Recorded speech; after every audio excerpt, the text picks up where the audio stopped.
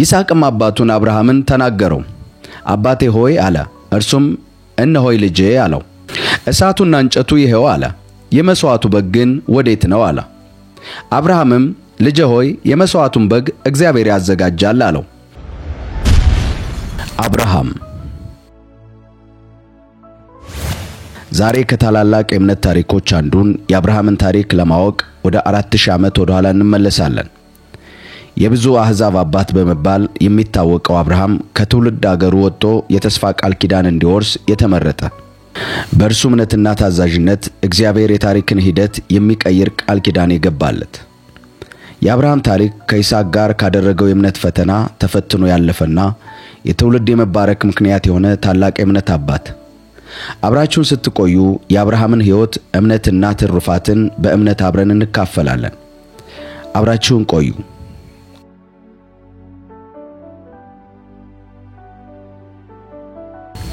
ውድ የአሳፍ ቲዩብ ተከታታዮች፣ የዛሬ ታሪካችን ወደ 4000 ዓመት ወደ ኋላ ይመልሰናል።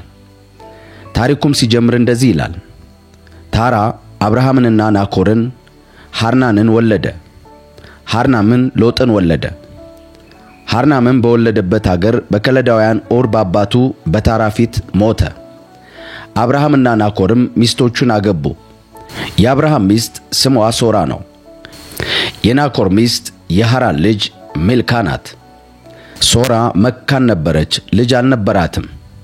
ታራም ልጁን አብርሃምንና የልጅ ልጁን የሐራን ልጅ ሎጥን የልጁንም የአብርሃም ሚስት ሶራን ወሰደ። ከነርሱም ጋር ወደ ከነዓን ምድር ይሄዱ ዘንድ ከከለዳውያን ኦር ወጡ። ወደ ካራንም መጡ፣ ከዚያም ተቀመጡ። የታራም ዕድሜ 205 ዓመት ሆነ። ታራም በካራን ሞተ። የአብርሃም መጠራት።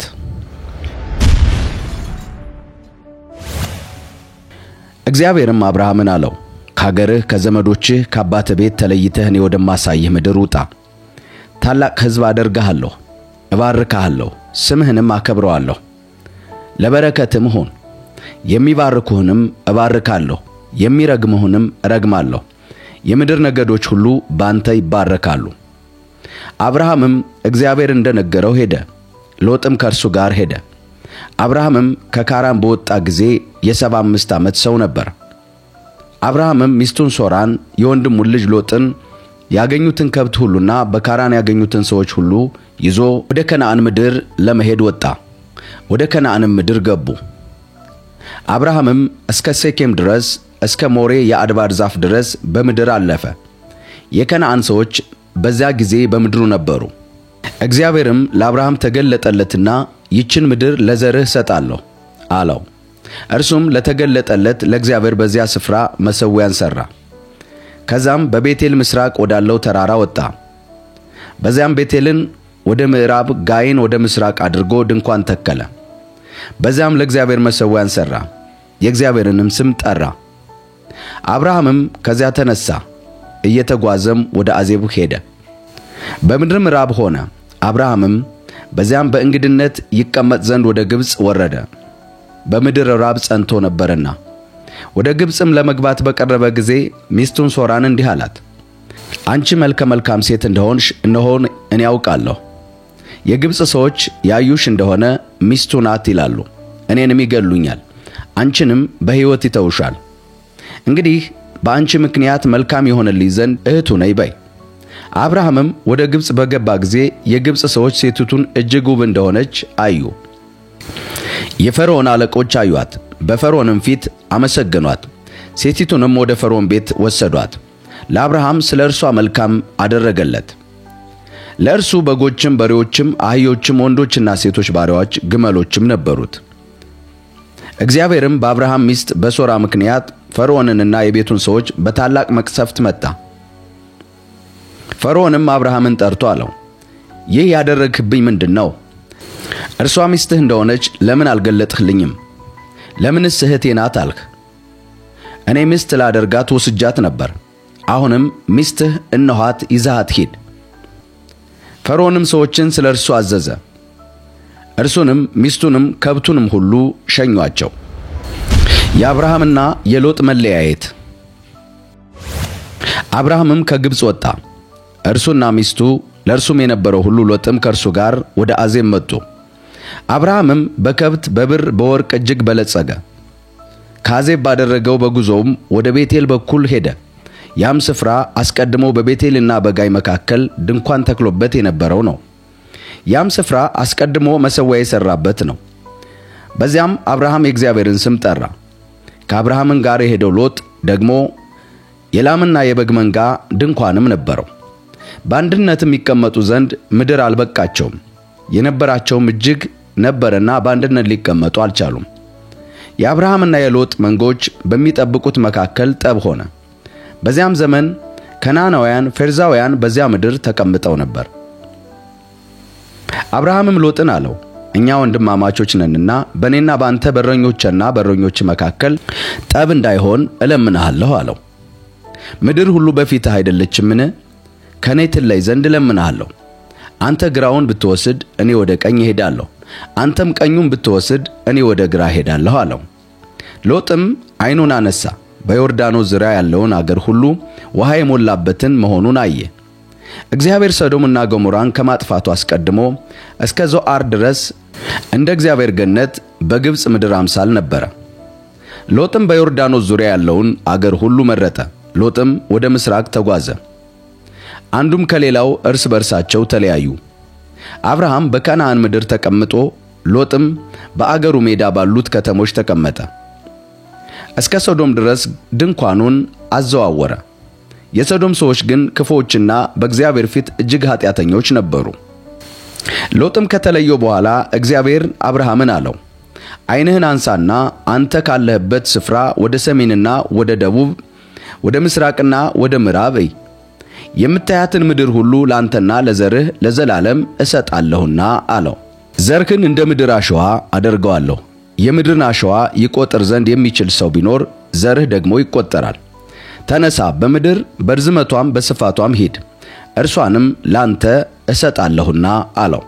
አብርሃምም ድንኳኑን ነቀለ፣ ወጥቶም በኬብሮን ባለው በመምሬ አድባር ዛፍ ተቀመጠ። በዚያም ለእግዚአብሔር መሠዊያን ሠራ። አብርሃም ሎጥን መታደጉ። በሰናዖር ኑር ዞዓር ከተባለች ከቤላ ንጉሥም ጋር ሰልፍ አደረጉ። እነዚህ ሁሉ በሲዲም ሸለቆ ተሰብስበው ተባበሩ። ይኸውም የጨው ባሕር ነበር። የሶዶምና የገሞራ ከብት ሁሉ መብላቸውንም ሁሉ ወስደው ሄዱ። በሶዶም ይኖር የነበረው የአብርሃም የወንድም ልጅ ሎጥም ደግሞ ከብቱንም ወስደው ሄዱ። አንድ የሸሸ ሰውም መጣ፣ ለዕብራዊው ለአብርሃም ነገረው። እርሱም የኤስኮ ወንድምና የአውና ወንድም በሆነ በአሞራዊ መምሬ የአድባር ዛፍ ይኖር ነበር። እነዚያም ከአብርሃም ጋር ቃል ኪዳን ገብተው ነበር። አብርሃምም ወንድሙ እንደተማረከ በሰማ ጊዜ በቤቱ የተወለዱትን 318 ብላቴኖች አሰለፈ። ፍለጋውንም ተከትሎ እስከ ዳን ድረስ ሄደ። ብላቴኖችንም ከፍሎ በሌሊት እርሱ ከባሪያዎቹ ጋር ወረደባቸው። መታቸውም፣ በደማስቆ ግራ እስካለችው እስከ ሆር ድረስ አሳደዳቸው። ከብቱንም ሁሉ አስመለሰ። ደግሞም ወንድሙን ሎጥንና ከብቶችን፣ ሴቶችንና ሕዝቡን ደግሞ መለሰ። መልከጼዴቅ አብርሃምን ባረከው። ኮሎዶጎርምንና ከእርሱ ጋር የነበሩትን ነገሥታት ወግቶ ከተመለሰ በኋላ የሶዶም ንጉሥ የንጉሥ ሸለቆ በሆነ በሴዊ ሸለቆ ሊቀበለው ወጣ። የሳሌም ንጉሥ መልከጼዴቅ እንጀራንና የወይን ጠጅ አመጣ። እርሱም የልዑል እግዚአብሔር ካህን ነበረ። ባረከውም። አብርሃም ሰማይና ምድርን ለሚገዛ ለልዑል እግዚአብሔር የተባረከ ነው፣ ጠላቶችን በእጅህ የጣለልህ ልዑል እግዚአብሔርም የተባረከ ነው አለው። አብርሃምም ከሁሉ አስራት ሰጠው። የሶዶም ንጉሥ አብርሃምን ሰዎቹን ስጠኝ፣ ከብቱን ግን ላንተ ውሰድ አለው። አብርሃምም የሶዶምን ንጉሥ አለው፣ ሰማይና ምድርን ወደሚገዛ ወደ ልዑል እግዚአብሔር እጄን ከፍ አድርጌአለሁ። አንተ አብርሃምን ባለጠጋ አደረግሁት እንዳትል ብላቴኖቹ ከበሉት በቀር ከኔ ጋር ከሚሄድ ድርሻ በቀር ፈትልም ቢሆን የጫማ ማሰሪያም ቢሆን ላንተ ከሆነው ሁሉ እንዳልወስድ አውንና አስኮል መምሬም እርሱም ድርሻቸውን ይውሰዱ። አብርሃም ይህንን ብሎ ከሶዶም ንጉሥ አንድም የእጅ መንሻ ወይም ምርኮ አልወሰደም። ምክንያቱም እግዚአብሔር አምላክ እንደሚባርከው ቃል የተገባለት ሰው ነበርና። እግዚአብሔር ለአብርሃም የገባው ቃል ኪዳን። ከዚህም ነገር በኋላ የእግዚአብሔር ቃል በራእይ ወደ አብርሃም መጣ እንዲህም ሲል አብርሃም ሆይ አትፍራ፣ እኔ ላንተ ጋሻህ ነኝ፣ ዋጋህም እጅግ ታላቅ ነው። አብርሃምም አቤቱ እግዚአብሔር ሆይ ምንን ትሰጠኛለህ? እኔም ያለ ልጅ ሄዳለሁ፣ የቤቴም መጋቢ የደማስቆ ሰው ኤሌዘር ነው አለው። አብርሃምም ለእኔ ዘር አልሰጠኸኝም፣ እነሆ በቤቴ የተወለደው ሰው ይወርሰኛል አለ። እነሆም የእግዚአብሔር ቃል እንዲህ ሲል መጣለት፣ ይህ አይወርስህም፣ ነገር ግን ከጉልበትህ የሚወጣው ይወርስሃል። ወደ ሜዳም አወጣውና ወደ ሰማይ ተመልከት፣ ከዋክብትንም ልትቆጥራቸው ትችላለህ እንደሆነ ቁጠር አለው። ዘርህ እንደዚህ ይሆናል አለው። አብርሃምም በእግዚአብሔር አመነ፣ ጽድቅም ሆኖ ተቆጠረለት። ይህችን ምድር ትወርሳት ዘንድ እሰጥሃለሁ፣ ከከላውዳውያን ኡር ያወጣሁህ እግዚአብሔር እኔ ነኝ አለው። አቤቱ እግዚአብሔር ሆይ እንድወርሳት በምን አውቃለሁ አለ አብርሃም። እርሱም የ3 ዓመት ጊደር፣ የ3 ዓመት ፍየል፣ የ3 ዓመት በግ፣ ዋኖስም እርግብም ያዝልኝ አለው። እነዚህንም ሁሉ ወሰደለት፣ በየሁለትም ከፈላቸው። የተከፈሉትንም በየወገኑ ትይዩ አደረጋቸው። ወፎችን ግን አልከፈለም። አሞራዎችም በሥጋው ላይ ወረዱ፣ አብርሃምም አባረራቸው። ፀሐይም በገባች ጊዜ በአብርሃም ከባድ እንቅልፍ መጣበት፣ እነሆም ድንጋጤና ታላቅ ጨለማ ወደቀበት። አብርሃምም አለው፣ ዘርህ በእርሱ ባልሆነ ምድር ስደተኞች እንዲሆኑ በእርግጥ እወቅ። ባሪያዎች አድርገው 400 ዓመት ያስጨንቋቸዋል። ደግሞም በባርነት የሚገዟቸው ሕዝብ ላይ እኔ እፈርዳለሁ። ከዚያም በኋላ በብዙ ከብት ይወጣሉ። አንተ ግን ወደ አባቶችህ በሰላም ትሄዳለህ፣ በመልካም ሽምግልና ትቀበራለህ አለው። በአራተኛው ትውልድ ግን ወደዚህ ይመለሳሉ፣ የአሞራውያን ኃጢአት ገና አልተፈጸመምና። ፀሐይም በገባች ጊዜ ታላቅ ጨለማ ሆነ፣ የምድጃ ጢስና የእሳት ነበልባል በዚያ በተከፋፈለ መካከል አለፈ። በዚያን ጊዜ እግዚአብሔር ለአብርሃም እንዲህ ብሎ ቃል ኪዳን አደረገ። ከግብፅ ወንዝ ጀምሮ እስከ ታላቁ ወንዝ እስከ ኤፍራጥስ ወንዝ ድረስ ይህችን ምድር ለዘርህ ሰጥቻለሁ። ቄናውያንን፣ ቄርዛውያንን፣ ቄድሞውያንን፣ ቄጤያውያንን፣ ፌርዛውያንን፣ ራፋይንንም፣ አሞራውያንንም፣ ከናናውያንም፣ ጌርሳማውያንንም፣ ኢያቡሳውያንንም ከፊትህ ፈጽሜ አጠፋለሁ አለው። አጋርና እስማኤል። የአብርሃም ሚስት ሶራ ግን ለአብርሃም ልጅ አልወለደችለትም ነበር። እርሷም አጋር የተባለች ግብፃዊት ባሪያ ነበረቻት። ሶራም አብርሃምን እነሆ እንዳልወልድ እግዚአብሔር ዘጋኝ፣ ምናልባት ከእርሷ በልጅ እታነጽ እንደሆነ ወደ እርሷ ግባ አለችው። አብርሃምም የሶራን ቃል ሰማ። አብርሃምም በከናን ምድር 10 ዓመት ከተቀመጠ በኋላ የአብርሃም ሚስት ሶራ ግብፃዊት ባሪያ አጋርን ወስዳ ለባሏ ለአብርሃም ሚስት ሆነው ዘንድ ሰጠችው። እርሱም ወደ አጋር ገባ፣ አረገዘችም። እንዳረገዘችም ባየች ጊዜ እመቤቷን ባይኗ አቀለለቻት። ሶራም አብርሃምን መገፋቴ ባንተ ላይ ይሁን፣ እኔ ባሪያዬን በብብትህ ሰጠሁህ። እንዳረገዘች ባየች ጊዜ እኔን ባይኗ አቃለለችኝ። እግዚአብሔር በእኔና ባንተ መካከል ይፍረድ አለችው። አብርሃምን ሶራን እነሆ ባሪያሽ በእጅሽ ናት፣ እንደወደድሽ አድርጊባት አላት። ሶራም ባሰቃየቻት ጊዜ አጋር ከፊቷ ኮበለለች። የእግዚአብሔር መልአክም በውሃ ምንጭ አጠገብ በበረሃ አገኛት። ምንጩም ወደ ሱር በምትወስደው መንገድ አጠገብ ነው። እርሱም የሶራ ባሪያ አጋር ሆይ ከወዴት መጣሽ? ወዴትስ ትሄጃለሽ? አላት። እርሷም እኔ ከመቤቴ ከሶራ የኮበለልሁ ነኝ አለች። የእግዚአብሔር መልአክም ወደ እመቤትሽ ተመለሽ፣ ከእጇም በታች ሆነሽ ተገዢ አላት። የእግዚአብሔር መልአክ ዘርሽን እጅግ አበዛዋለሁ፣ ከብዛቱም የተነሳ አይቆጠርም አላት።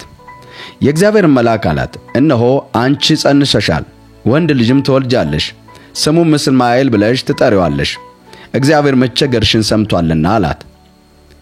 እርሱም የበዳ አህያን የሚመስል ነው፣ እጁ በሁሉ ላይ ይሆናል፣ የሁሉንም እጅ ደግሞ በእርሱ ላይ ይሆናል፣ እርሱም በወንድሞቹ ሁሉ ፊት ይኖራል አላት።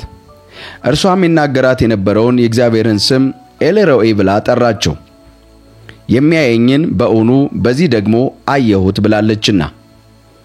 ስለዚህ የዚያ ጉድጓድ ስም ብኤርለሃይሮኢ ተብሎ ተጠራ።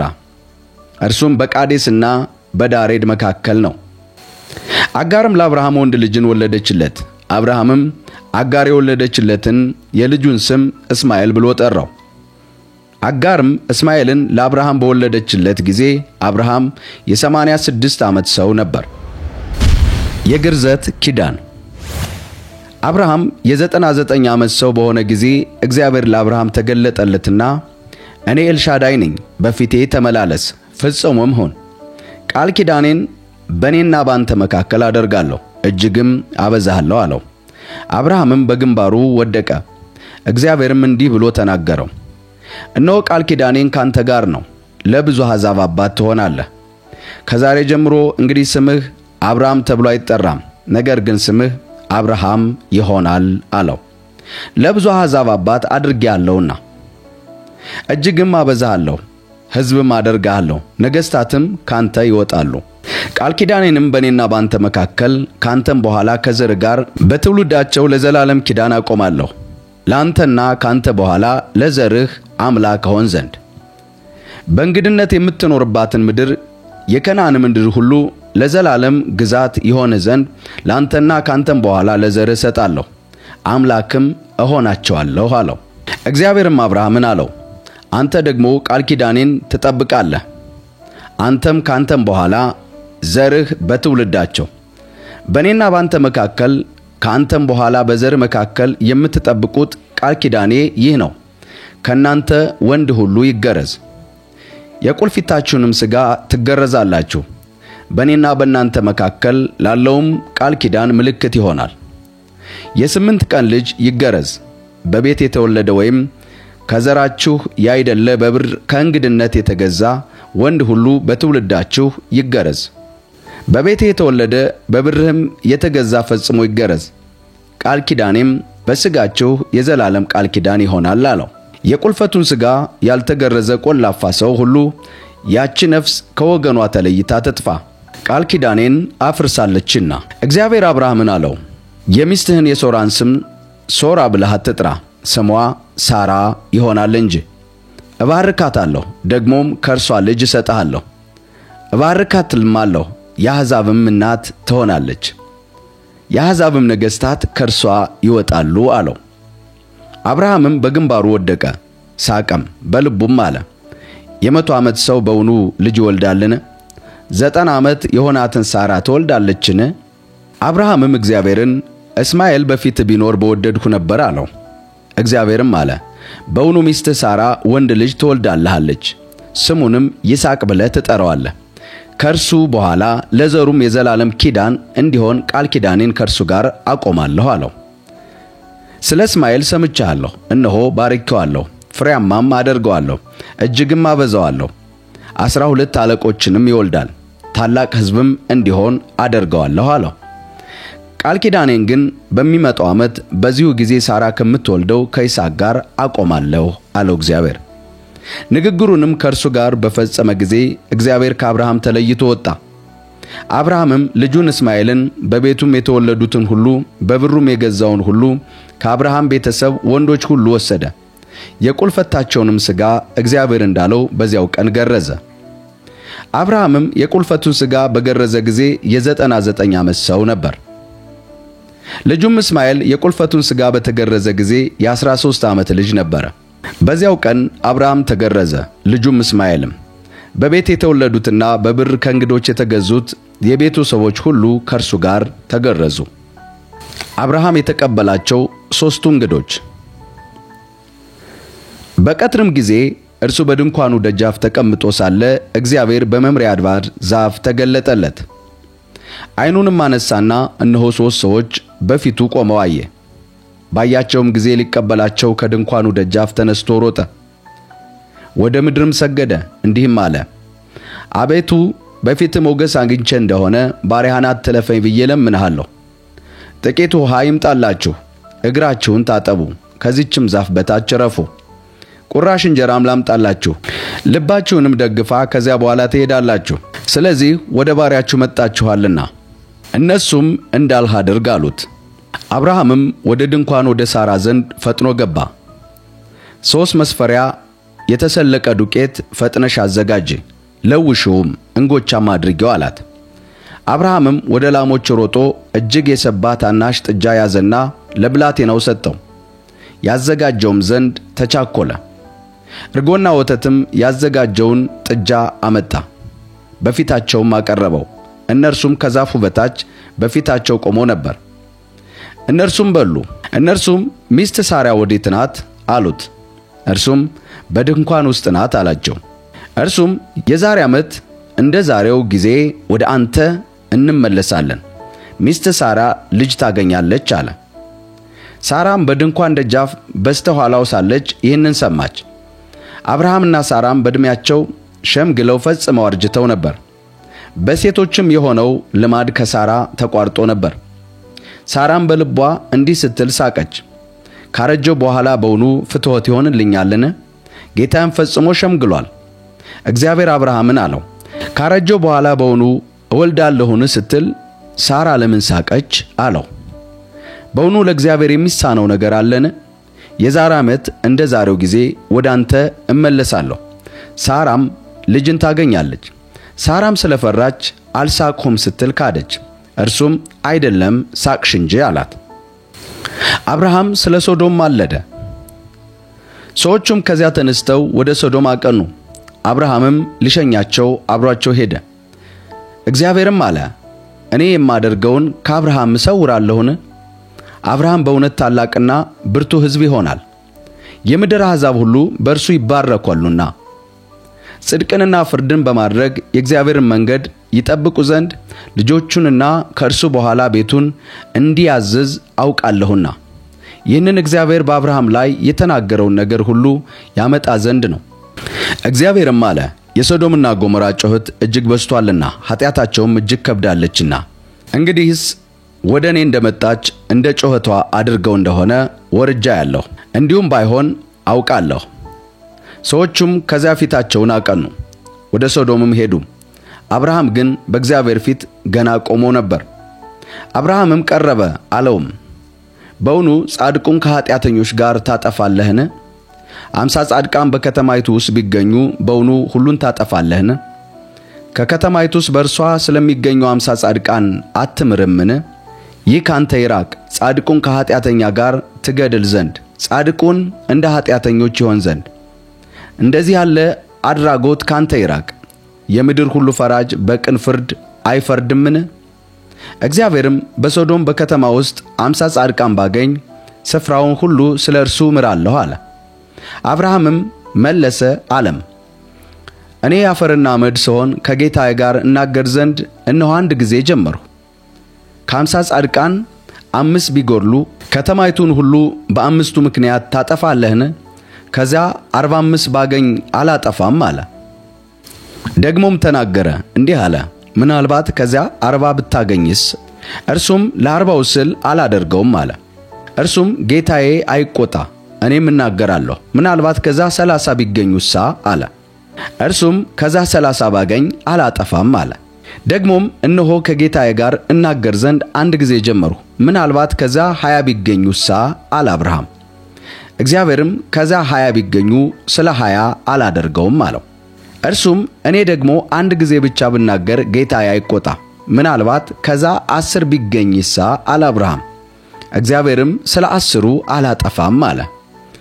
እግዚአብሔርም ከአብርሃም ጋር ንግግሩን በጨረሰ ጊዜ ሄደ። አብርሃምም ወደ ስፍራው ተመለሰ። የሶዶም ኃጢአትና ጥፋት። ሁለቱም መልአክ በመሸ ጊዜ ወደ ሶዶም ገቡ። ሎጥም በሶዶም በር ተቀምጦ ነበር። ሎጥም ባያቸው ጊዜ ሊቀበላቸው ተነሳ፣ ፊቱንም ደፍቶ ወደ ምድር ሰገደ። አላቸውም፣ ጌቶቼ ሆይ ወደ ባሪያችሁ ቤት አቅኑ፣ ከዚያም ምደሩ፣ እግራችሁንም ታጠቡ፣ ነገ ማልዳችሁ መንገዳችሁን ትሄዳላችሁ። እነርሱም በአደባባይ እናድራለን እንጂ አይሆንም አሉት። እጅግም ዘበዘባቸው። ወደ እርሱም አቀኑ፣ ወደ ቤቱም ገቡ። ማዕድም አቀረበላቸው፣ ቂጣንም ጋገረ፣ እነርሱም በሉ። ገናም ሳይተኙ የዚያ ከተማ ሰዎች ከብላቴኖች ጀምሮ እስከ ሽማግሌው ድረስ በየስፍራው ያለው ሕዝብ ሁሉ ቤቱን ከበቡት። ሎጥንም ጠርተው እንዲህ አሉት፣ በዚህ ሌሊት ወደ ቤቴ የገቡት ሰዎች ወዴት ናቸው? እናውቃቸው ዘንድ ወደኛ አውጣልን። ሎጥም ወደ እነርሱ ወደ ደጅ መጣ፣ መዝጊያውንም በኋላው ዘጋ። እንዲህም አለ፣ ወንድሞቼ ሆይ ይህንን ክፉ አድራጎት አታድርጉ። እነሆ ወንድ ያላወቁ 2 ሴት ልጆች አሉኝ። እነርሱን ልስጣችሁ፣ እንደወደዳችሁ አድርጓቸው። እነዚህን ሰዎች ብቻ ምንም አታድርጉ። እነርሱ በጣራዬ ስር ገብተዋልና አላቸው። እነርሱም ወዲያ ሂድ አሉት። ደግሞም እንዲህ አሉ፣ ይህንን ሰው በእንግድነት ለመኖር መጣ፣ ፍርድን የሚፈርድ ዘንድ ይፈልጋል። አሁን በአንተ ከእነርሱ ይልቅ ክፉ እናደርግብሃለን። ሎጥም እጅግ ተጋፉት፣ የደጁንም መዝጊያ ለመስበር ቀረቡ። ሁለቱም ሰዎች እጃቸውን ዘርግተው ሎጥን ወደ እነርሱ ዘንድ ወደ ቤት አስገቡት፣ መዝጊያውንም ዘጉት። በቤቱ ደጃፍ የነበሩ ሰዎች ከታናሻቸው ጀምሮ እስከ ታላቁ ድረስ አሳወሯቸው። ደጃፉንም ለማግኘት ሲፈልጉ ደከሙ። ሎጥ ሶዶምን ለቆ ወጣ። ሁለቱም ሰዎች ሎጥን አሉት፣ ከዚህ ሌላ ማን አለህ? አማችም ቢሆን ወይም ልጅ ቢሆን ወይም ሴት ልጅ ብትሆን በከተማይቱ ያለህን ሁሉ ከዚህ ስፍራ አስወጣቸው፣ እኛ ይህንን ስፍራ እናጠፋዋለንና ጩኸታቸው በእግዚአብሔር ፊት ትልቅ ሆኗልና እናጠፋቸዋለን፣ እግዚአብሔርም እንድናጠፋት ልኮናል አሉት። ሎጥም ወጣ፣ ልጆቹን ለሚያገቡት ላማቾቹ ነገራቸው። አላቸውም፣ ተነሱ፣ ከዚህ ስፍራ ውጡ፣ እግዚአብሔር ይህችን ከተማ ያጠፋልና። ላማቾቹ ግን የሚያፈዝባቸው መሰላቸው። ጎህም በቀደደ ጊዜ መላእክት ሎጥን ተነሳ፣ ሚስትህንና ከዚህ ያሉህን ሁሉ ሴቶች ልጆችህ ውሰድ፣ በከተማይቱም ኃጢአት እንዳትጠፋ እያሉ ያስቸኩሉት ነበር። እርሱም በዘገየ ጊዜ እግዚአብሔር ስላዘነለት እነዚያን ሰዎች የእርሱን እጅ የሚስቱንም እጅ የሁለቱም የሴት ልጆች እጅ ይዘው አወጧቸው፣ በከተማይቱም ውጭ አስቀመጡት። ወደ ሜዳውም ካወጡት በኋላ እንዲህ አሉት፣ ራስህን አድን፣ ወደ ኋላ አትይ፣ በዚህም ዙሪያ ሁሉ አትቁም፣ እንዳትጠፋም ወደ ተራራው ሸሽተህ አምልጥ አሉት። ሎጥም አላቸው፣ ጌቶች ሆይ እንዲህ ሳይሆን እነሆ ባሪያህ በፊትህ ሞገስ አግኝቼ እንደሆነ ነፍሴን ለማዳን ያደረክልኝን ምሕረትህን አብዝተሃል። ክፉ እንዳያገኘኝና እንዳልሞት ወደ ተራራ ሸሽቼ አመልጥ ዘንድ አልችልም። እነሆ ይህች ከተማ ወደ እርሷ ለመሸሽ ቅርብ ነች፣ እርሷም ትንሽ ናት። ነፍሴንም ለማዳን ወደ እርሷ ሸሽቼ ላምልጥ፣ እርሷም ትንሽ ከተማ አይደለችምን አለ። እነርሱም አለው፣ የተናገርሃት ከተማ እንዳላጠፋ እነሆ በዚህ ነገር ያማልከኝን ጠብቄልሃለሁ አለው። በቶሎም ወደዚያ ሸሽተህ አምልጥ፣ ወደዚያም እስክትደርስ ድረስ ምንም አላደርግም አለው። ስለዚህ የዚያች ከተማ ስም ዞዓር ተባለ። ሶዶምና ጎሞራ ጠፉ። ሎጥም ወደ ዞዓር በገባ ጊዜ ፀሐይ በምድር ላይ ወጣች። እግዚአብሔርም ሶዶምና ጎሞራ ላይ ከእግዚአብሔር ዘንድ ከሰማይ እሳትና ዲን አዘነበ። እነዚያም ከተሞች በዙሪያቸው ያለውን ሁሉ በከተሞቹም የሚኖር ሁሉ የምድሩን ቡቃያ ሁሉ ገለበጠ። የሎጥ ሚስት ወደ ኋላ ተመለከተች፣ የጨው ሐውልት ሆነች። አብርሃምም በእግዚአብሔር ፊት ቆሞ ወደ ነበረበት ስፍራ ለመሄድ ማልዶ ተነሳ። ወደ ሶዶምና ወደ ጎሞራ በዚያች አገር ወዳለው ምድር ሁሉ ተመለከተ። እነሆም የአገሪቱ ጢስ እንደ ቶን ጢስ ይነሳ ነበር። እግዚአብሔርም እነዚያን የአገር ከተሞች ባጠፋ ጊዜ አብርሃምን አሰበው። ሎጥ ተቀምጦበት የነበረውን ከተማ ባጠፋ ጊዜ ከዚያች ጥፋት መካከል ሎጥን አወጣው፣ ሎጥና ሴት ልጆቹ። ሎጥም ከዞዓር ወጣ፣ በዞዓርም ይቀመጥ ዘንድ ስለፈራ ከሁለቱ ሴቶች ልጆች ጋር በተራራ ተቀመጠ። በዋሻውም ከሁለቱ ሴቶች ልጆች ጋር ተቀመጠ። ታላቂቱም ታናሽቱን አላቻት፣ አባታችን ሸመገለ፣ በምድር ሁሉ እንዳለው ልማድ ሊገናኘን የሚችል ሰው ከምድር ላይ የለም። ነይ አባታችንን የወይን ጠጅ እናጠጣውና ከእርሱ ጋር እንተኛ፣ ከአባታችንም ዘር እናስቀራ አለቻት። በዛችም ሌሊት አባታቸውን የወይን ጠጅ አጠጡት። ታላቂቱም ገባች፣ ከአባቷም ጋር ተኛች። እርሱንም ስትተኛና ስትነሳ አላወቀም። በነጋውም ታላቂቱ ታናሽቱን አለቻት፣ እነሆ ትናንት ከአባቴ ጋር ተኛሁ፣ ዛሬ ሌሊት ደግሞ የወይን ጠጅ እናጠጣው፣ አንቺም ግቢና ከእርሱ ጋር ተኚ፣ ከአባታችንም ዘር እናስቀር አለቻት። አባታቸውንም በዛች ሌሊት ደግሞ የወይን ጠጅ አጠጡት። ታናሽቱም ገብታ ከእርሱ ጋር ተኛች። እርሱም ስትተኛና ስትነሳ አላወቀም። የሎጥም ሁለት ሴቶች ልጆች ከአባታቸው ጸነሱ። ታላቂቱም ወንድ ልጅ ወለደች፣ ስሙንም ሞዓብ ብላ ጠራችው። እርሱም እስከ ዛሬ የሞዓባውያን አባት ነው። ታናሽቱም ደግሞ ወንድ ልጅ ወለደች፣ ስሙንም የወገኔ ልጅ ስትል አሞን ብላ ጠራችው። እርሱም እስከ ዛሬ የአሞናውያን አባት ነው። አብርሃምና አቤሜሌክ። አብርሃምም ከዛ ተነስቶ ወደ አዜብ ምድር ሄደ። በቃዴስና በሱር መካከል ተቀመጠ። በጌራራም በእንግድነት ተቀመጠ። አብርሃምም ሚስቱን ሳራን እህቴ ናት አለ። የጌራራ ንጉሥ አቤሜሌክን ላከና ሳራን ወሰዳት። እግዚአብሔርም ሌሊት በሕልም ወደ አቤሜሌክ መጣ፣ እንዲህም አለው፣ እነሆ አንተ ስለወሰድሃት ሴት ምውት ነህ፣ እርሷ ባል አላትና። አቤሜሌክ ግን አልቀረባትም ነበር። እንዲህም አለ፣ አቤቱ ጻድቁን ሕዝብ ደግሞ ታጠፋለህን? እህቴ ናት ያለኝ እሷ አይደለምን? እርሷም ደግሞ ሥራዋ ወንድሜ ነው አለች። በልቤ ቅንነትና በእጅ ንጹሕነት ይህንን አደረግሁ። እግዚአብሔርም በሕልም አለው፣ ይህንን በልብ ቅንነት እንዳደረግ እኔ አወቅሁ። እኔም ደግሞ በፊት ኃጢአት እንዳትሠራ ከለከልሁህ፣ ስለዚህም ትነካት ዘንድ አልተውህም አለው።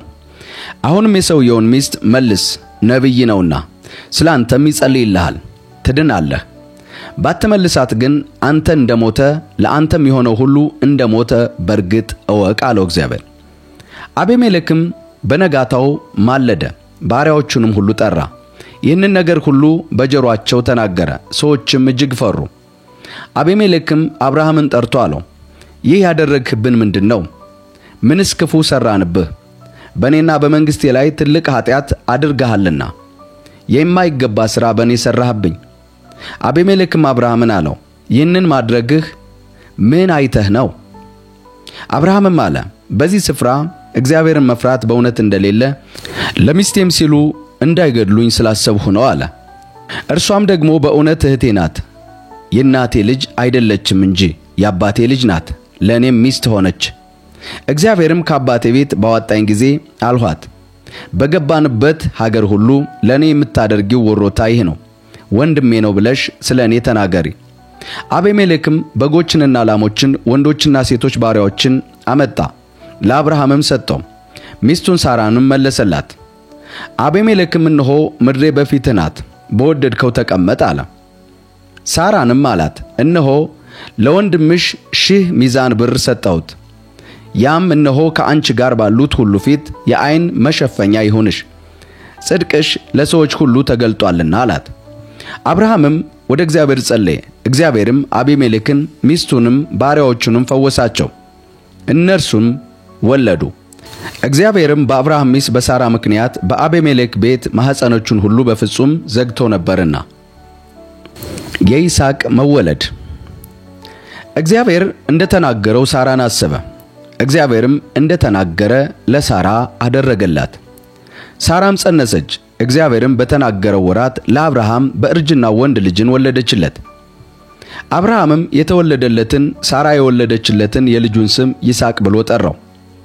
አብርሃምም ልጁን ይስሐቅን እግዚአብሔር እንዳዘዘው በ8ኛው ቀን ገረዘው። አብርሃምም ልጁን ይስሐቅን በወለደችለት ጊዜ የ100 ዓመት ዕድሜ ሰው ነበር። ሳራም እግዚአብሔር ሳቅ አድርጎልኛል፣ ይህንንም የሚሰማ ሁሉ በእኔ ምክንያት ይስቃል አለች። ደግሞም ሳራ ልጆችን እንድታጠባ ለአብርሃም ማን በነገረው? በእርጅናው ልጅን ወልጄለታለሁና አለች። ሕፃኑም አደገ፣ ጡትም ከመጥባት ተቋረጠ። አብርሃምም ይስሐቅን ጡት ባስጣለበት ቀን ትልቅ ግብዣ አደረገ። የአጋርና የእስማኤል መባረር። ሳራም ግብፃዊቱ አጋር ለአብርሃም የወለደችለት ልጅ እስማኤል ሲስቅ አየችው። አብርሃምንም ይህንን ባሪያ ከነልጇ አሳድልኝ፣ የዚች ባሪያ ልጅ ከልጄ ከይስሐቅ ጋር አይወርስምና አለችው። ይህንን ነገር በአብርሃም ዘንድ ስለ ልጁ እጅግ ችግር ሆነበት። እግዚአብሔርም አብርሃምን አለው፣ ስለ ባሪያህና ስለ ብላቴናይቱ አትዘን፣ ሳራም የምትነግርህን ቃል ሁሉ ስማ፣ በይስሐቅ ዘር ይጠራልሃልና። የባሪያይቱን ልጅ ደግሞ ሕዝብ አደርገዋለሁ፣ ዘርህ ነውና። አብርሃምም ማልዶ ተነሳ፣ እንጀራንም ወሰደ፣ የውሃ ቆማዳንም ለአጋር በትከሻዋ አሸከማት፣ ብላቴናውንም ሰጥቶ አስወጣት። እርሷም ሄደች፣ በቤርሳቤህ ምድረ በዳ ተቅበዘበዘች። ውሃም ካቆማዳው አለቀ፣ ብላቴናውንም ከአንድ ቁጥቋጦ በታች ጣለችው። እርሷም ሄደች፣ ብላቴናው ሲሞት አላየውም ብላ ቀስት ተወርውሮ የሚደርስበትን ያህል ርቀት ርቃ ተቀመጠች። ፊት ለፊትም ተቀመጠች፣ ቃሏንም አሰምታ አለቀሰች። እግዚአብሔርም የብላቴናውን ድምፅ ሰማ። የእግዚአብሔርም መልአክ ከሰማይ አጋርን እንዲህ ሲል ጠራት፣ አጋር ሆይ ምን ሆንሽ? እግዚአብሔር የብላቴናውን ድምፅ ባለበት ስፍራ ሰምቷልና አትፍሪ አላት። ተነሽ ብላቴናውን አንሺ፣ እጅሽንም በርሱ ላይ አጽኚው፣ ትልቅ ሕዝብ አደርጋለሁና። እግዚአብሔርም ዓይኗን ከፈተላት፣ የውሃ ጉድጓድም አየች። ሄዳም አቆማዳውን በውሃ ሞላች፣ ብላቴናውንም አጠጣች። እግዚአብሔርም ከብላቴናው ጋር ነበረ። ደግሞም በምድረ በዳ ተቀመጠ፣ ቀስተኛም ሆነ። በራፋር ምድረ በዳም ተቀመጠ። እናቱም ከምድረ ግብጽ ሚስት ወሰደችለት። በዚያን ዘመን አቤሜሌክ ከሙሽራው ወዳጅ ከአኮዞትና ከሰራዊቱ አለቃ ከፊኮል ጋር አብርሃምን አለው፣ በምታደርገው ሁሉ እግዚአብሔር ካንተ ጋር ነው። አሁንም በእኔም በልጄም በልጅ ልጄም ክፉ እንዳታደርግብኝ በእግዚአብሔር ማልልኝ። ነገር ግን ለአንተ ቸርነት እንዳደረግኩልህ አንተም ለእኔ ለተቀመጥክባት ምድር ቸርነት ታደርጋለህ አለው። አብርሃምም እኔ እምላለሁ አለ። አቤሜሌክም ባሪያዎቹ በነጠቁት ውሃ ጉድጓድ ምክንያት አብርሃምን ወቀሰው። አቤሜሌክም አለ፣ ይህንን ነገር ያደረገውን አላወቅሁም፣ አንተም ደግሞ ምንም አልነገርኸኝም፣ እኔም ከዛሬ በቀር አልሰማሁም አለው። አብርሃምም በጎችና ላሞችን አምጥቶ ለአቤሜሌክ ሰጠው። ሁለቱም ቃል ኪዳን አደረጉ። አብርሃምም 7 ቄቦች በጎችን ለብቻው አቆመ።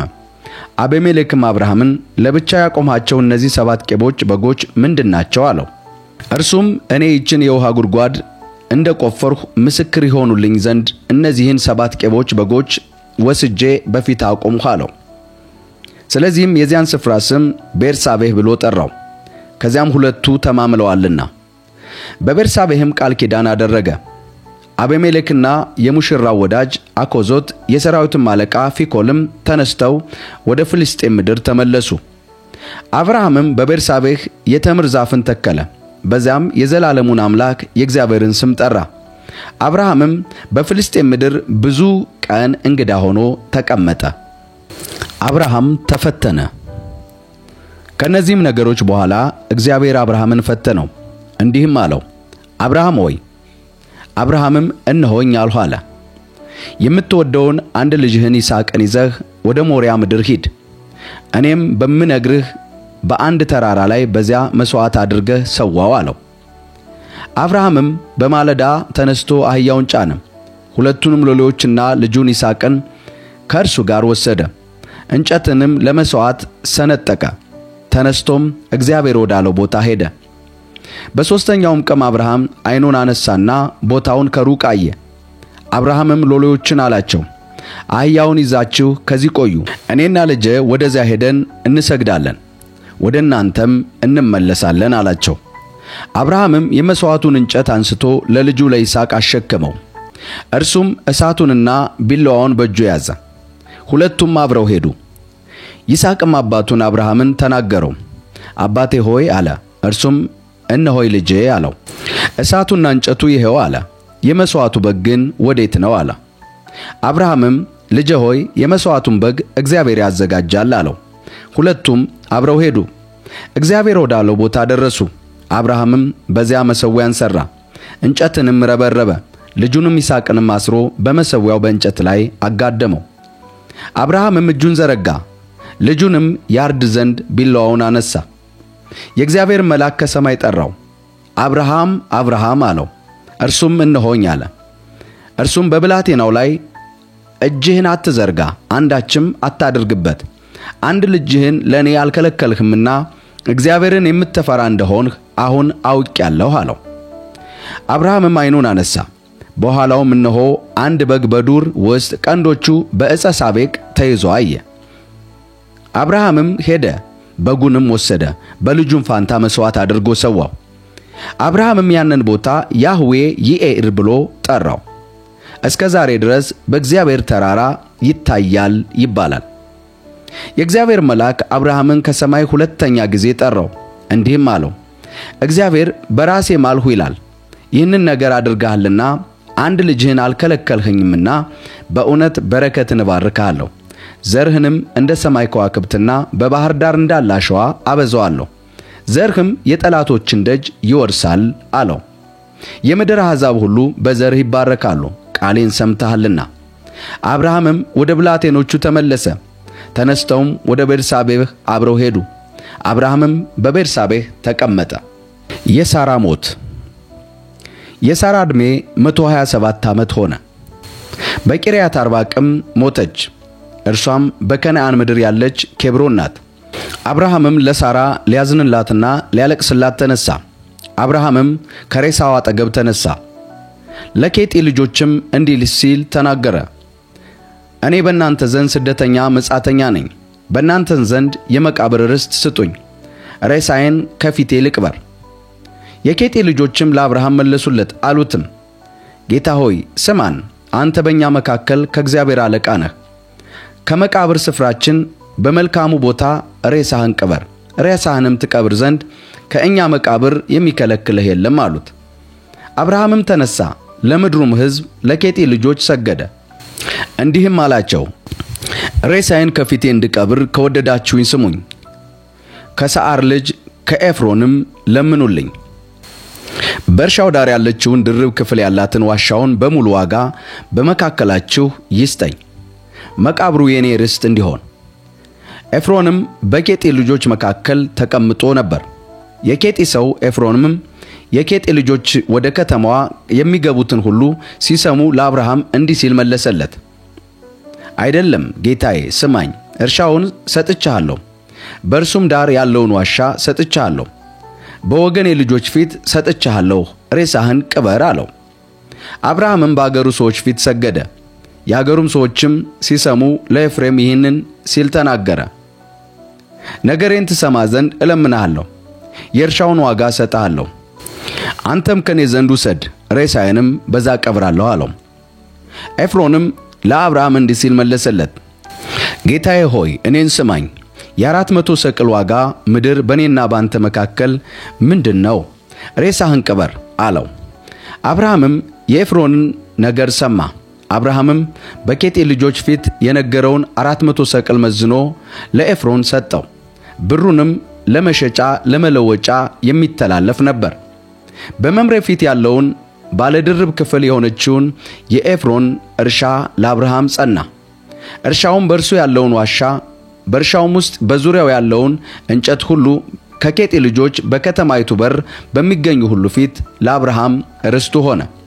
ከዚያም በኋላ ኬብሮን በምትባል በመምሬ ፊት በከነዓን ምድር ባለችው እርሻ ባለች ድርብ ክፍል በሆነችው ዋሻ ውስጥ አብርሃም ሚስቱን ሳራን ቀበረ። እርሻውንና በእርሱም ያለውን ዋሻ በኬጢ ልጆች ዘንድ ለአብርሃም የመቃብር ርስት ሆኖ ጸና። አብርሃምም ሸመገለ፣ በዘመኑም አረጀ። እግዚአብሔርም አብርሃምን በሥራው ሁሉ ባረከው። አብርሃምም ደግሞ ስሟ ኬጡራ የተባለች ሚስት አገባ። አብርሃምም የኖረበት የዕድሜ ዓመት እነዚህ ናቸው፣ 175 ዓመት ኖረ። አብርሃምም ነፍሱን ሰጠ፣ በመልካም ሽምግልና ሞተ። ሸመገለም፣ ብዙም ዘመንንም ጠገበ፣ ወደ ወገኖችም ተከማቸ። ልጆቹም ይስሐቅና እስማኤል በመምሬ ፊት ለፊት ባለችው በኬጢያዊ በሰዓር ልጅ በኤፍሮን እርሻ ባለችው ድርብ ክፍል በሆነችው ዋሻ ውስጥ ቀበሩት። እርሷም ከኬጢ ልጆች የገዛት እርሻ ነበረች። አብርሃምና ሚስቱ ሳራ ከዛ ተቀበሩ። አብርሃም ከሞተ በኋላ እግዚአብሔር ልጁን ይስሐቅን ባረከው። ውድ የአሳፍ ቲዩብ ቤተሰቦች የእምነት አባት ከተባለው ከአብርሃም ሕይወት ብዙ እንደተማራችሁ እርግጠኞች ነን። አብርሃም ሕግ ሳይሰጥ በፊት በእምነት የጸደቀ የእምነት አባታችን ነው። ውድ የአሳፍ ቲዩብ ተከታታዮች ከአብርሃም ሕይወት ምን ተማራችሁ? ኮሜንት ላይ ሐሳባችሁን አሳውቁን። እነሆ እንደዚህ አዳዲስ የእግዚአብሔር ቃል እውነቶችን ወደ እናንተ ይዘን እንቀርባለን። ከናንተ አንድ ነገር እንጠብቃለን።